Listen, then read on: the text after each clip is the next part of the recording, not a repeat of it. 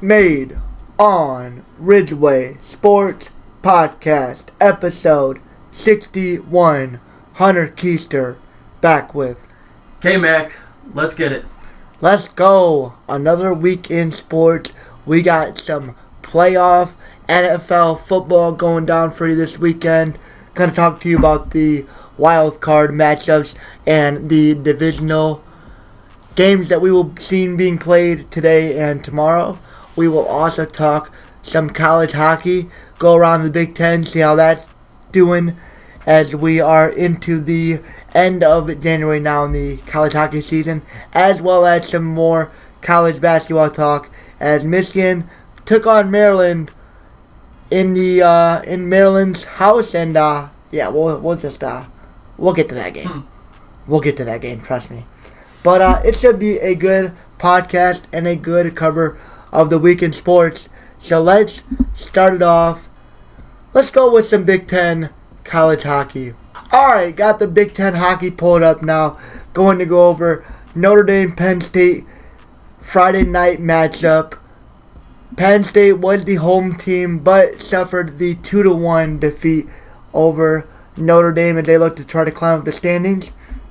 Wisconsin beats Ohio State 4-0 in Madison, and Michigan took on Minnesota and they lose 4-3 in overtime, so they at least get a point out of it, but suffered the loss after surrendering the late third period lead. And Michigan currently sits in 6th place out of 7 teams in the Big Ten right now. That's crazy. Yeah, Michigan sits at 6th place, 13 games played, so they played 2 or 3 less games than everybody else, but they are at 16 points with a record of 5-8-0 with 1 overtime win and 2 overtime losses. So not the best start to the season for Michigan. We knew they would suffer a little bit of setbacks with how much they lost to the draft last year, but I think to see Michigan at the bottom of the Big Ten right now, it's not the best look right now. Eek. For sure. Especially with Minnesota at 12-2-1 and then Ohio State in 2nd place in the Big Ten. But Ohio State, Penn State, Michigan State, and Notre Dame are all within a game or 2 of each other.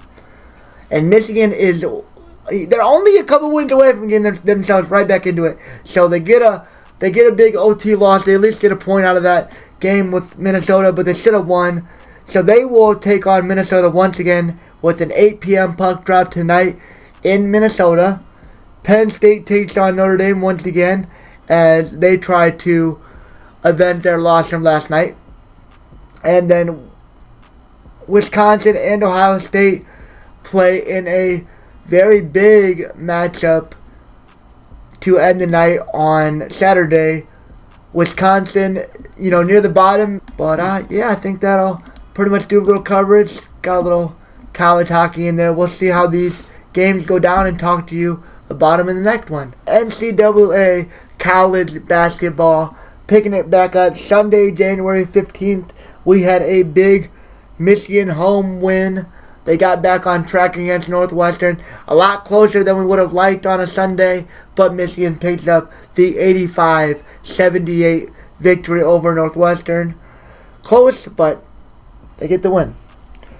Rutgers, huge win over Ohio State, 68-64.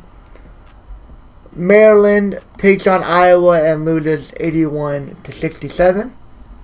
Monday night, Purdue barely beats Michigan State and East Lansing, 64-63. What a game! Purdue gets the win. Who did the thing for? Oh, that guard for Michigan State's really good. Walker had 30 points. What a game. What a great game for them. Illinois, Minnesota, 78-60. Easy win for Illinois. Wisconsin picks up the 63-60 win over Penn State. Nebraska beats Ohio State. So Ohio State's not lost, a couple in a row at least. Mm-hmm. They lost to Minnesota, Rutgers, and now Nebraska. 3 straight losses for Ohio State's basketball team. Indiana takes on Illinois, 80-65. Win for Indiana. Rutgers takes on Michigan State, 70-57 win for Michigan State. Purdue wins 61-39. 39 points. 39 points for Minnesota. What a terrible Will they start. not play the second half? Right. I gotta go in there and look at that box. I my. gotta look at that box score. They had 12 points in the first half. Wow. 12 points. How bad did their players shoot? They shot 17 of 54 from the floor, 2 of 10 from three-point land. Oh my God. Yikes. Their highest score at 13 points. Edie had 12 points and 6 rebounds in that game. You know, I don't think I've ever seen a team score that few points in a game. In an entire game? An entire college basketball game. Yeah. 39. Yo, that's a new. That's not even like believable. That's got to be a record low. Is that game still being played? Right. That's got to be a record low. But we will end off the night Thursday night. Talk about the Michigan and Maryland game. Michigan loses 64-58. We'll go into this game a little bit more in depth. And in this one, I mean, Hunter Dickinson, he made a couple threes. He had 19 points, 10 rebounds. He had a pretty good game, 3 blocks. I'll give him credit for this one. Jett Howard, terrible shooting night, 4 of 14, 3 of 12 from 3.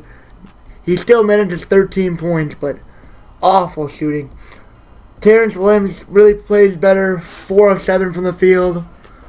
He puts in 13 rebounds as well, so that was a really nice game. 9 points, 13 rebounds.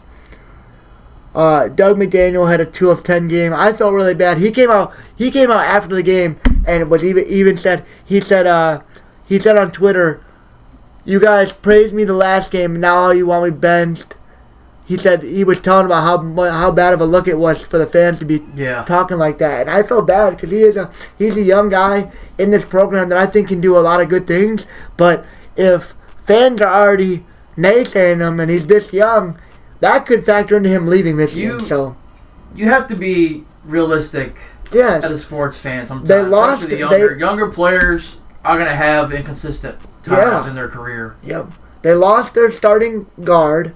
You know, they bring in a transfer to try to back up Frankie Collins. Well, the transfer scares away Frankie Collins, and then his transfer gets injured. So you're left with really nobody at the position. You had to put in a freshman that really wasn't ready to get all these minutes, and for the most part, he's making the most of it. So I think the Doug McDaniel slander. You can't praise him and then the next day be singing a different tune. Yeah. It's basketball. It's the name of the sport, you know.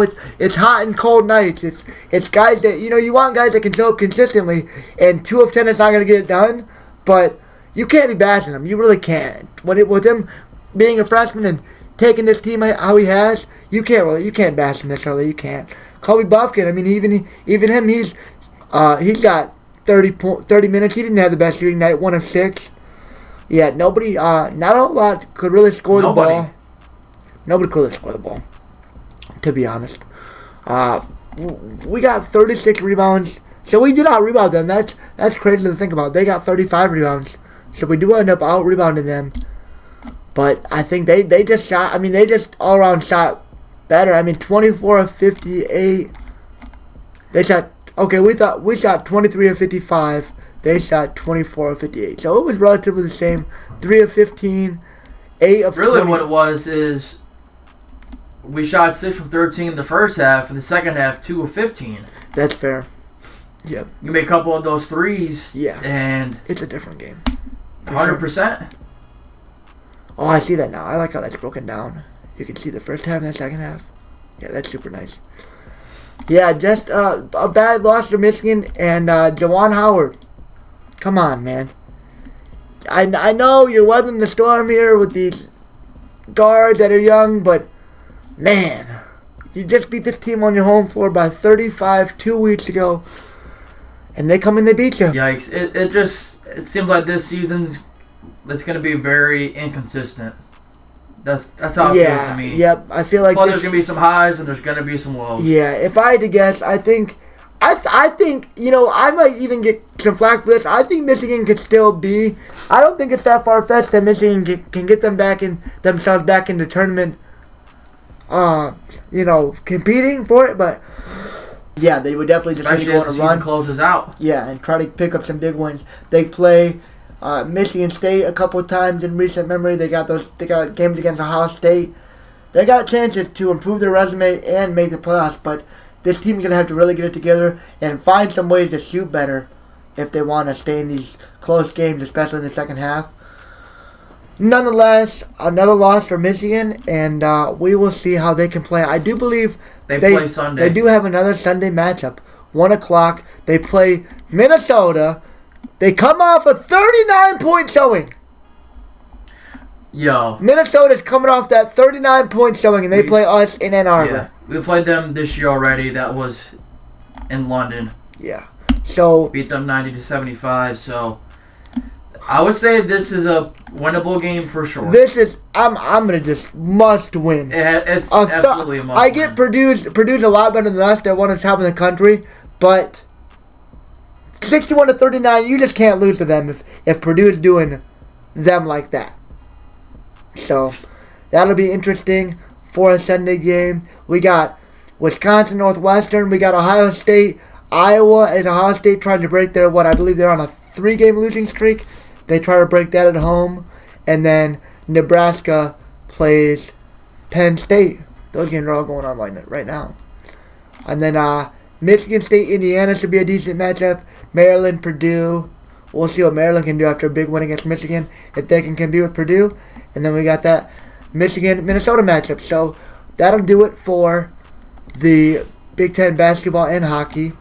While we are in the college realm, Kurt, I do want to bring up a very interesting situation regarding the Michigan football program and get your thoughts on Matt Weiss being fired for computer criminal charges.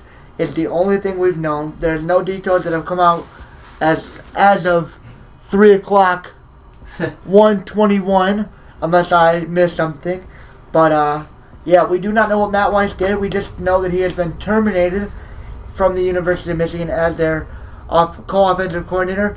And Kurt, what do you make for that reaction? I'm kind of on the fence about things because I was never a fan of the two offensive coordinator situation anyways. I'm really curious to know what he did. I don't know if they're ever going to release that information, though. I don't know. What's going on up there? Right. What happened? I need to know what happened. I wonder if they're going to ever release that information. I don't know if they will, especially if there was anything that was pretty mischievous. Yeah, unless it was really bad and like police reports are made or something. But as far as general public, I hope we get an answer. I feel like I really feel like it really won't, unless it was just something like that they're able to sweep under the rug. I feel like it has to come out at some point, right? Who knows though? But I'm kind of curious now how they're gonna go about filling that void. Yeah, if they just allow Moore to be the full OC, if they feel like he's ready for that and can handle the whole offense, or if they bring in somebody with a little more experience in the play calling department because there were struggles there. Oh, don't get me started. And if Weiss, I don't know. If Weiss was, I'm gonna call him Weiss, I like that name. If Weiss was the guy calling the red zone play calls, I'm all for it. I'm all for him being gone. Right.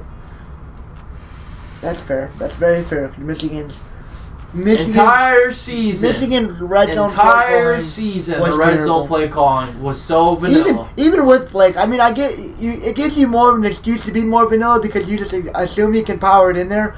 But I mean, just there was no far too many third and longs. You ran the ball, and I got so tired of seeing that. There's no creativity, and in a college football world that is full of creative offense and explosive plays, it's just something we haven't really seen at Michigan in a very long time.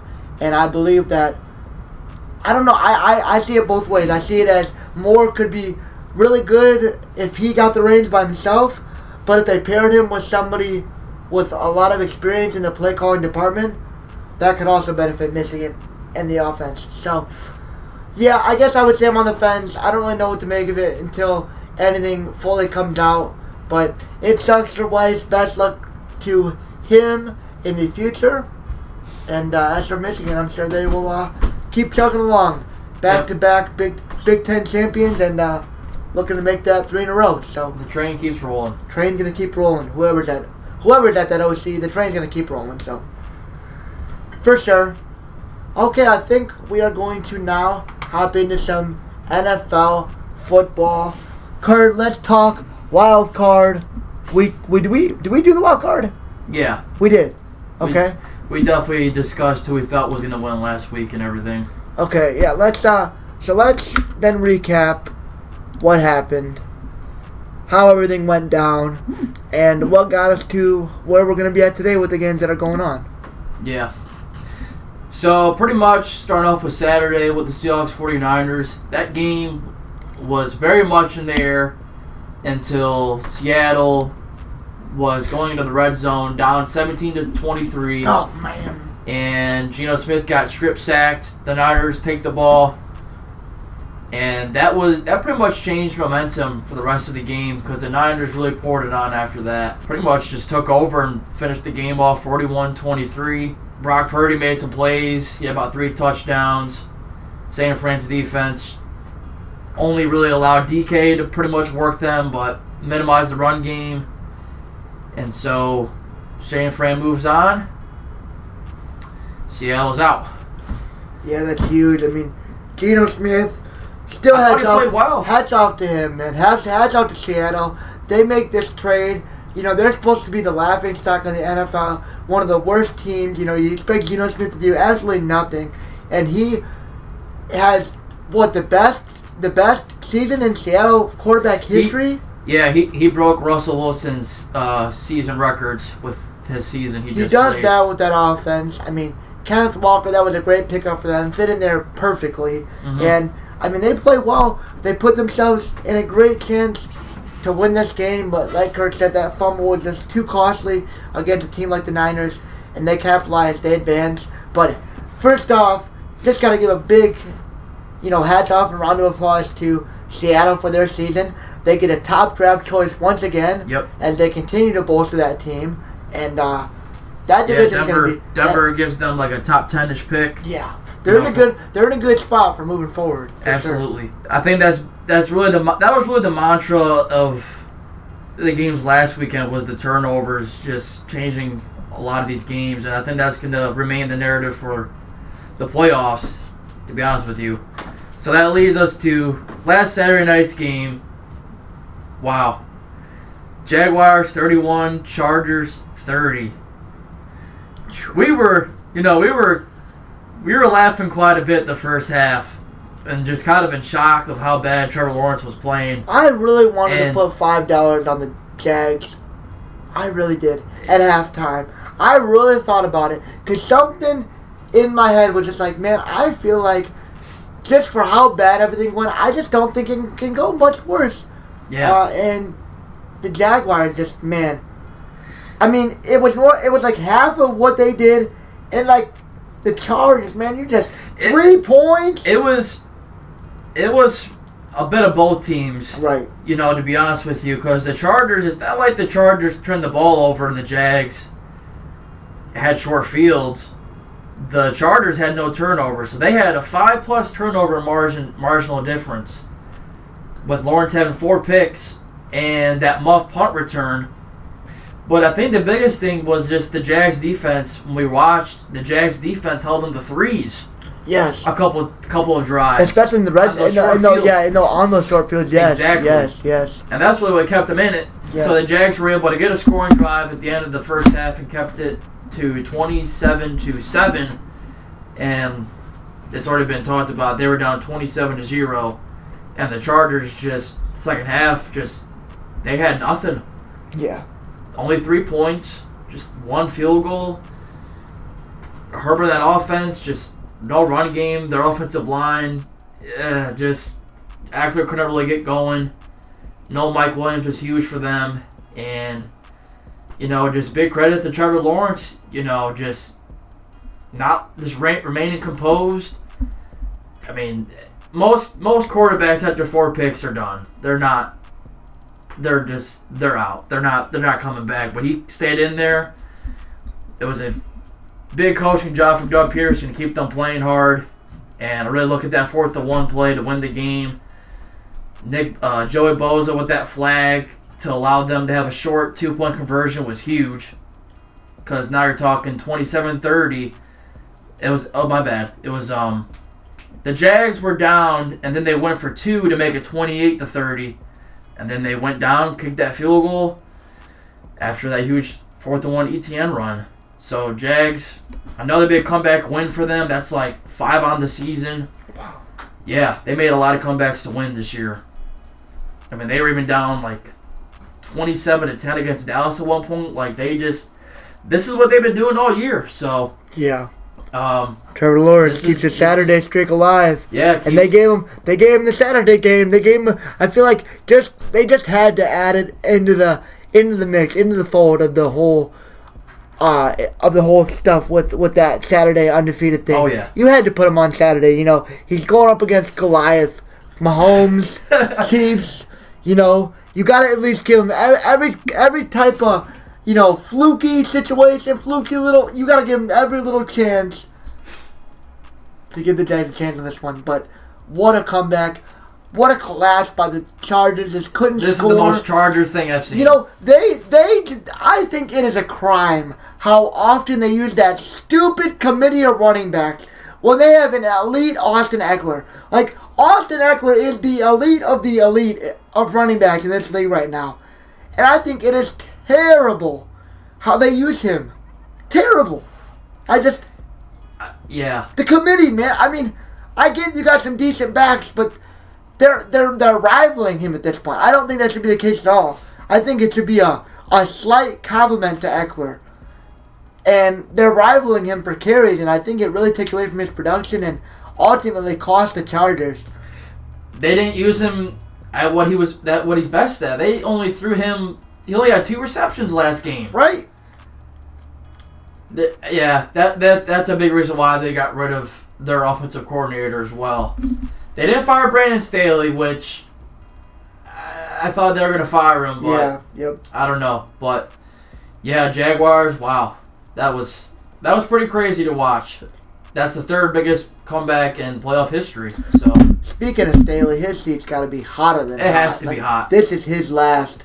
They probably said, all right, you get one more shot at this. There's just no way. I can't believe you have a 5+ turnover difference. Oh, man. And you lose. Right. How do you make that happen? Oh. So I feel like that alone, almost regardless of the coach, you allow something like that to happen in a game. I almost feel like you were. I've never seen anything like that. Just the basis of that almost, to me, makes you lose your job. Just off that alone, almost, because of how bad of a look it is. 5 turnover difference. Let alone the 27-0 lead that you built up. And, you had the chance to really, you could have blown the doors off this game 42-0 and had it over in the first half, but you just can't score. You can't score in the red zone. I feel like at some point, you kind of, in the playoffs, you have to be a little gutsy. Like, on some of those short fields, they could have went for it. That too. If it was 4th and short, maybe. Yeah, that too. A lot of conservative. Stepping on the throat. A lot of conservative. But we'll probably leave off on that one and go to the Sunday games.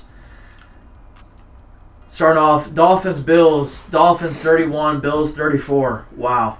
What a close game. I'm so shocked. I am so This was one of the biggest shocks to me, and it really kind of changed my opinion about Buffalo. Because Josh Allen, he is a turnover machine. I mean, I think this is what everybody's initial big scare was with Josh Allen.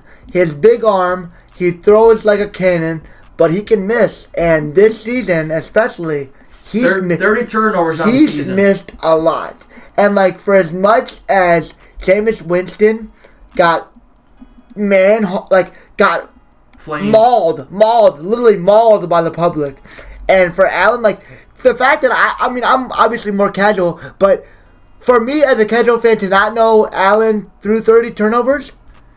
Yeah, picks and interceptions and fumbles, right. 30 on the season. Yeah, I mean, I guess Winston's was just 30 interceptions, but still, Allen, that's a lot of turnovers, and he really almost cost his team the game against a third-string, fourth-string quarterback rookie. And I mean, I was gonna say too, the Bills were my pick to win to at least go to the Super Bowl. Mm-hmm. I'll say that. Now, especially them picking the Bengals, I think I'm with them playing the Bengals. I think I'm picking the Bengals. I could definitely see that. Yeah, really just talking about this game. Yeah. Wow. You know, I thought Skylar Thompson for Miami played about as well as you could ask in that situation. Right. The 2 turnovers hurt, but he got the ball to his receivers. 7 receptions for Tyreek Hill on 15 targets. I mean, 7 targets for Waddle was pretty good. He had 3 catches. Drops, yeah, he had a couple drops. But I mean, I thought Miami's defense really kept him in it. Yeah, I don't know. They got that fumble 6. For Miami, if you're looking at this as a Miami fan, you can't be mad at all at this game, I feel like. I mean, I picked Buffalo to win and covered the 13.5 spread. Yes. The game was close the whole time. Yes. There was no chance Buffalo was ever covering that 13-point spread. Miami kept them close. They played a perfect game, and if Thompson goes 2-1 and not 1-2, you're probably looking at Miami in the division. It was just a couple of things. It was just a couple of those small things. Like they both really had no ground game. I mean, never mind. Actually, with the 3 guys, Buffalo ended up with over 100 yards. But it was a hard. It was a hard 100 yards. Miami for sure had nothing on the ground. They got 1 rushing touchdown, 23 yards with Wilson. And it was just the big thing was Miami couldn't cash in at some of those turnovers. Yeah. And settle for 3. Yep. That was really the difference. But for sure. Yeah, Buffalo moves on. Not a pretty win, but the playoffs. It really, at the end of the day, it doesn't really matter. Just the win does. Right. So that brings us to the next game. New York Giants beat the Vikings 31-24. And, wow, the fraudulent Minnesota Vikings finally lose their first one-possession game as they were 11-0 in one-score games this year before that game. I knew it was something. Was a matter of time. I knew it was something crazy. I didn't know it was 11-0, though. Yeah, that is 11-0 in one-score games. That is baffling. So, if I'm being honest with you, I got to say Daniel Jones really balled out. Me and Kurt had a really funny gimmick going on with Jesus and Daniel Jones, and just the scenarios we were creating in this game made it a lot of fun for the both of us. But in all of reality, in all of this game, Daniel Jones, 300 yards, 2 touchdowns, 11 incompletions. Incredible day. 78 yards on the ground. First quarterback in postseason history to have a stat line with that. 379 yards total offense, 2 touchdowns, no interceptions. No turnovers. No fumbles. 17 led the team on out. Daniel Jones literally just put the team on his back. Yep. Gets the win. They're 9-7 in the divisional. They take out Minnesota. Like Kurt said, they had way too many one-score games to not finally get tripped up, and they allowed the Giants to hang around. I felt like, to be honest, they just didn't get the ball to Justin Jefferson enough to me. Nope. I mean, they couldn't. I don't know if Jefferson just... It seemed like to me the Giants' coverage was dictating towards... They bracketed him and... Stopping Jefferson, and that's why T.J. Hawkinson had such a big day. He went crazy. 10 for 129. Thielen went 3 for 50. They were like, you can have Hawkinson with 100 yards, but we're not letting Jefferson beat us. Yeah. That was kind of their mantra. Yeah. And so Dalvin Cook didn't do much of anything. The Giants' defense played about as well as you could ask them. Yeah. And the biggest thing to me was, this was Kirk Cousins in one play. 4th and 8. Oh my 4th God, and that 8. drag run on 4th and 8. And you throw like an out route Yeah. to T.J. Hawkinson well behind the sticks. Like Yeah. he needed to run. I think he needed like 6. I think At least 6 I think he threw that pass 2 yards through the air. Literally. I think that pass went 2 yards through the air. It was either like a drag or an out route or something like that. But this pass couldn't have went more than 2 or 3 yards in the air, and it's 4th and 8.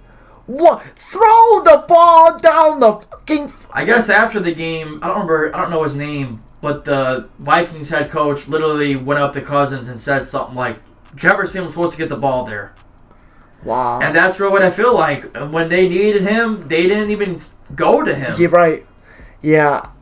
I had a lot of parlays on Justin Jefferson alone, and him just not doing anything really messed that up for me. For sure. But this game was incredible. 31-24 final.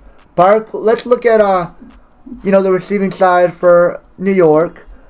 Isaiah Hodgins went 8 for 105 in a score. What a day. 32-yard long. Darius Slayton 4 for 88. 47-yard long. Barkley had 56 yards through the air. That's pretty crazy. Yeah. On 5 receptions and 53 yards on the ground. So that ended up making up for his day. And like Kurt said, the Giants defense played about as well as they could. And for Minnesota, they finally get caught up. They let way too many teams stick around on them. They had a good season, but they finally get slipped up in that one-score game, and it's in the playoffs, unfortunately for them. And it's another early exit for Minnesota after an incredible 13-4 regular season and a wild card exit to a 9-7 Giants team. What's that? What they get? Second or third in their division? The Giants? Yeah. Yep. Wow. So that brings us to the Sunday night game. Bengals 24, Ravens 17. Oh man. Wow, this game very similar to the Niners Seahawks game. The Ravens were well in control of this game.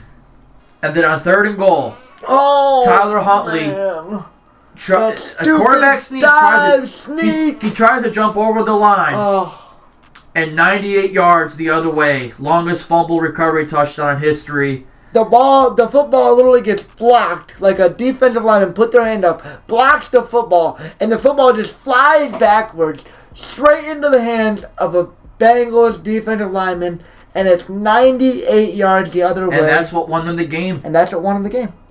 It was a very defensive game. Yeah. To be honest with you, the Ravens, I thought they played as well as they could. Honestly, their defense kept them this game.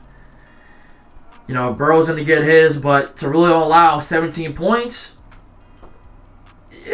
you can't ask for a whole lot more. They pretty much bottled up Mixon. The Ravens' run game was pretty efficient. That's what they do, but ultimately, that turnover is what lost them the game. Right. Because up to that point, the score was, 17 for the Ravens, and the Bengals had 17 as well. So the 17-17 tie ball game. Wow. And yeah, that's right. Because I remember Baltimore was up. We were like, oh man, Baltimore, why do it? They're about to go in and score. when I was watching it, I really thought they were going to beat them. I had a feeling. I think they scored there. They probably tried and beat them, but that's what I'm saying. That's the one break the Bengals needed to keep their season alive. Their defense made a play on the goal line. Way too many teams in this football league get on the goal line. They just get so cute, and they try to do so many. J.K. Dobbins was livid after that game, saying why didn't he get the ball there? So many people, get cute, and I saw way too much with Michigan, just like on the goal line. Put the ball in the end zone, man. They're overthinking a lot, man, and that's just what happened.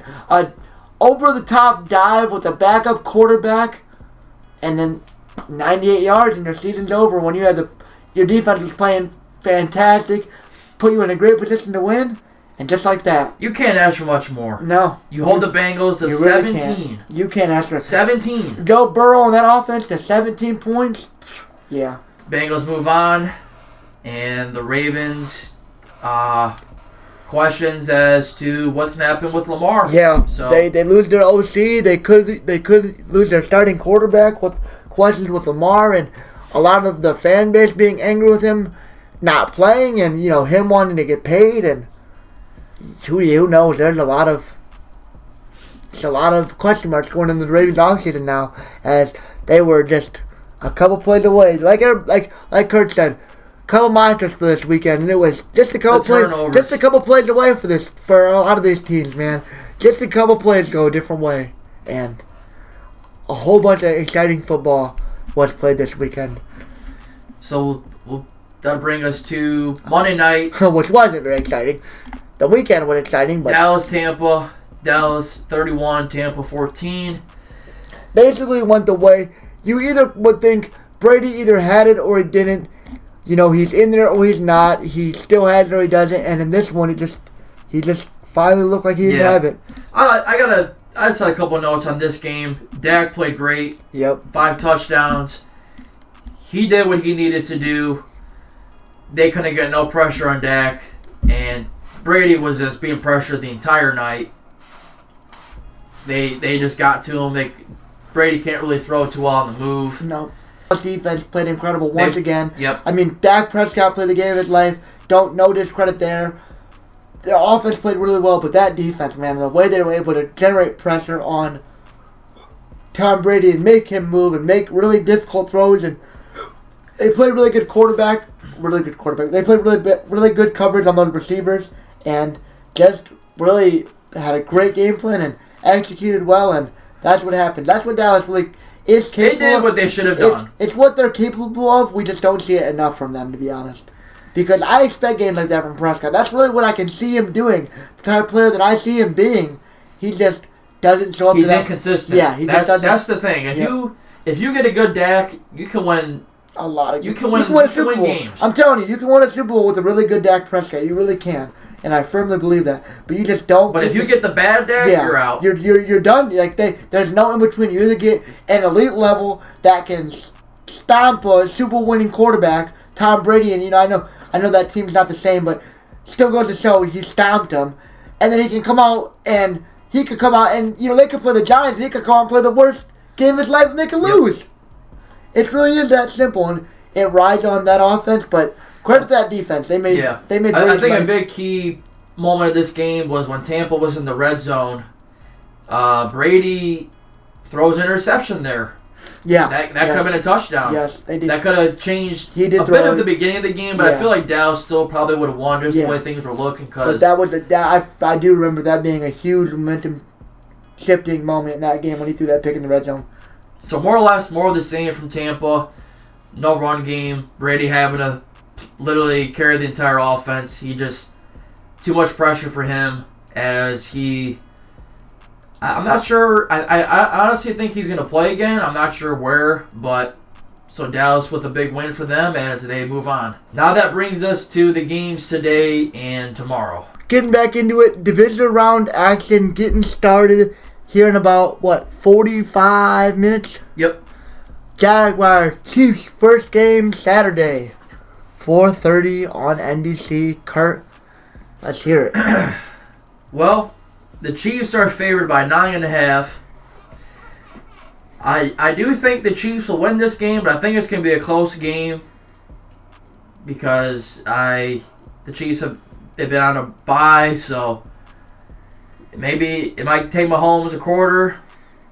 Maybe he'll come out slinging. It's hard to doubt Mahomes. I think they get it done. But I like Jacksonville with the spread plus 9.5. I'm being honest. Yeah, I mean that's fair. That's a tough spread to cover. I think the Vegas odds are really calling for a Kansas City blowout with this spread, and trying to kind of get teams to predict a beatdown. And I really could see this game being close. If I'm betting spread, I'm probably going the way of Jacksonville just because it's so high. I think the Chiefs probably win, but I don't. I don't think it's by 9.5. I really don't. So that's something to look into. The Jags have played amazing. Trevor Lawrence is undefeated on Saturdays, and Doug Peterson, former Andy Reid coach. Yep. So That's always good games when you got games with those kind of tree with coaches. I think people are just sleeping on Jacksonville's offense versus the Chiefs' defense. I don't have a lot of respect for the Chiefs' defense, so that's why I'm kind of thinking, the Jags might. I feel like people just don't give them enough respect. If Trevor Lawrence isn't throwing picks, he really is. That's the biggest thing. He's a baller. He cannot. He's a baller. He can't have two. He can't have two interceptions. But yeah, but two. He had five. He had what? Four. He had four. He has more than one, and the game's over. That's what I'm saying. Like at this, because the Chiefs are getting 10 points at the minimum of your 2 picks. The Chiefs are getting 10 points. So and that can change the game. So the Chiefs will not pull what the Chargers did. Right. No way. No chance. Mahomes and Kelsey are too good. Right. So, I like the Chiefs to win, but I think it'll be within 7, personally. Yeah, I think I'd go Chiefs within 7, too, honestly. Something like 31-24? Yeah. I'd go maybe like 28-21. 28-21, 28-20. Yeah. Yep. I'd say something like that. On to the Saturday night game. Philadelphia versus New York Giants. Philadelphia is favored 7.5 points. Daniel Jesus Jones last week played great. The Giants did get swept by the Eagles. They played the last week of the season. The Giants actually with their backups really kept the game close. When both the teams played their starters, the Eagles smoked them. Absolutely smoked them, but none of that matters in the playoffs. Whatever happened before obviously doesn't happen now. I do like the Eagles to win this game, but they should be very much an upset alert. Yeah. Because when you're playing a division opponent... This game can definitely go either way, because you already know all the Giants and all their, their squad is like, everybody's saying, we're going to lose, we only kept it close because they didn't have their players. So that's extra motivation for them. It's a divisional game.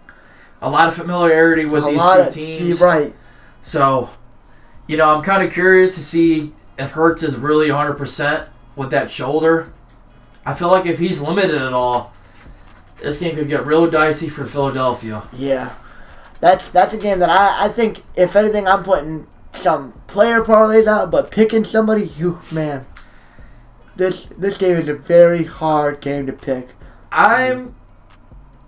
It's so hard with these playoff games because... Especially with it being divisional, they played each other twice. They're going to know how to game plan for each other. So literally it comes down to the smallest things. Like you said, the Hurts injury, how big does it play? The Giants are relatively healthy, right? The Eagles, I think Lane Johnson isn't playing for them, and he is one of the best tackles, one of the best linemen in football. That's a big loss for them. Yep. Thibodeau, I'm not going to lie, he looks pretty legit to me. He's good. Dexter Lawrence is pretty good for the Giants. Yep. Yeah, Thibodeau definitely didn't have the season that Hutch did, but he made a name for himself. He's good. So I really like the Giants to keep this game close, but I think Philadelphia will cover the 7.5. Really? But yes, I don't know, man. It's just with these playoff games, like when you go off of like how the season's gone, right? But anything can really happen. Right. I do think Philadelphia gets to win. Oh man. I think if I'm putting anything on it, I'd probably do like an alternate spread of like 3 points, and I'm putting it on Philly. So I think I would take Philly with 3 points. You think it's gonna be that close? I do. I really. Daniel Jones is gonna have to play another phenomenal game. Yeah, I think. I'll tell you that. I think that him and Barkley can keep it going. I just don't. I think that game could go either way, really. Saturday night at Philadelphia. I mean, that's gonna be a great game. See, and that's another thing with being the 1 seed, not playing for the extra week. That could hurt or break you. Did it hurt him or does it help him? Exactly, because Philadelphia, Jalen Hurts needed that extra week for his shoulder. Right. And he was an MVP candidate until that injury, to be honest with you. But let's move on to the next game. Sunday, 3 o'clock, Cincinnati at Buffalo. Buffalo's favored by 5.5. Wow, that is disrespectful. Yeah, I'm eating that spread up alive. I mean, oh, yeah, okay, I don't even know where I'm going with that game now. That's crazy. That is a crazy spread. I mean, I get Buffalo as the home team, but shit. I'm gonna go after what we saw from Josh Allen lately, yeah, and how good Joe Burrow looked in that offense. I'm gonna go back to what I said earlier. I really liked Buffalo heading into the playoffs. It's hard to put a lot of stock into one game, but after what we've seen from this season of Josh Allen with the turnovers and last week's game, I am definitely going to pick the Bengals to cover that spread, and they're going to win this game. For sure. Yeah, like Kurt said, Buffalo was my original Super Bowl pick, if I remember correctly, and I truly put faith in Josh Allen, and I mean, I don't see him playing terrible in this game, but he just... against a really, really sub-average Miami team, looked pretty bad, and the Bengals are legit. But I think Josh Allen can rise to the level of play. I think this game's close. I like the Bengals. They probably won by a touchdown, but I don't think this game's like Josh Allen's gonna get. But I think it's a close. No, this will 100% be a close game. Close touchdown game. This is the game that we could have gotten to see. But unfortunately, DeMar Hamlin, that whole situation. Yeah. But we're finally getting to see them play. And I'm definitely going with the Bengals. I think for me, it's just the biggest thing is the Bills, they rely so much on Josh Allen in every area of their offense. Throwing, running. And that just takes a toll. You know, when you have the ball in your hands so much, you're going to make mistakes. Yes, yep. And I feel like sometimes he's just too careless with the ball. So, I think this is a good matchup, but I'm going with the Bengals. Give me 27-24 Cincy with the win. Yeah, I'll take him to cover the spread, 27-21. That leads us to the last game of the weekend, divisional round. Dallas Cowboys heading to the Niners. Niners 3.5 points favored. I got a lot of faith in San Fran and their team, to be honest with you. And I definitely think Dallas' offense is going to get challenged in a lot more ways than they did last week. I don't see Dak having all the time in the world against that Niners defense. I think he's going to get pressured a lot. Right. I definitely think he'll have a turnover, at least one. Maybe two, but at least one. Yeah. Brock Purdy's undefeated since he's been starting. It's a good matchup. It really is. You know, McCaffrey, Kittle, Debo, Lamb, Pollard, Dak, Micah. I think it comes down to whatever quarterback plays better. Right. To be honest with you, because Dallas, I don't think they're going to have much of a running game this week. Unless Tony Pollard breaks out a couple. It's hard to see them moving the ball on the ground with Zeke because Zeke is just slow as molasses. Yep. I'm not going to lie. He looks like he's on his last leg. Basically. He's been even hardly used in the goal line situations, which is crazy to me. So, man, you know, I'm not going to lie. I'm probably going to pick the Niners to honestly win, and I think they're going to cover 3.5. Dallas' defense is going to have to play big time for them to win. Micah and the defense, they're going to have to get a turnover or two out of Purdy to win this one. Because I think San Fran's defense... kind of similar to that Seahawks game. I feel like the game will be close, but I think if San Fran gets like one of those turnovers at a costly time, it's where they can really... the momentum might just swing because there's too much firepower on San Fran's offense with McCaffrey, Debo running the ball, and don't forget about George Kittle and play action. And I don't think Dallas has the best run defense. It's a good matchup, but I like San Fran here. Probably... I'm going to go with a lower scoring game, probably 17-24. I like San Fran. 17-24. Wow, 17-24 San Fran. Man, this matchup is really, really, really, really close to a lot of history here, too, with these two teams. Oh. They played last year in the playoffs. San Fran obviously won. But this rivalry dates way back even to the 90s. Yeah. With Rice. Right. Steve Young. Deion Sanders playing for both teams. Troy Aikman, like... I'll get back to this game in a second. What's crazy, so Ed Reed was going to coach he was going to coach a beach, or he was going to coach one of them, like Jackson State. Yeah. He was going to coach Bethune Cookman, And he's already not doing that anymore because they didn't agree on contract negotiations. I guess they agreed to something, and then they weren't gonna pay him or something of that nature, so he's out of there already. That just came across my screen. Wow. Yeah, I remember hearing about that a few weeks ago. So he's already out. But as for this game, my gut says Dallas. My gut says Dallas. My heart says San Fran. I'm taking San Fran. I'm going to take San Fran by like 3. I could see it being like... I feel like it's definitely going to be a lower scoring game. Yeah. Maybe like... Because both these defenses are pretty good. Maybe like a 24-21 San Fran. I think that's where I'm going.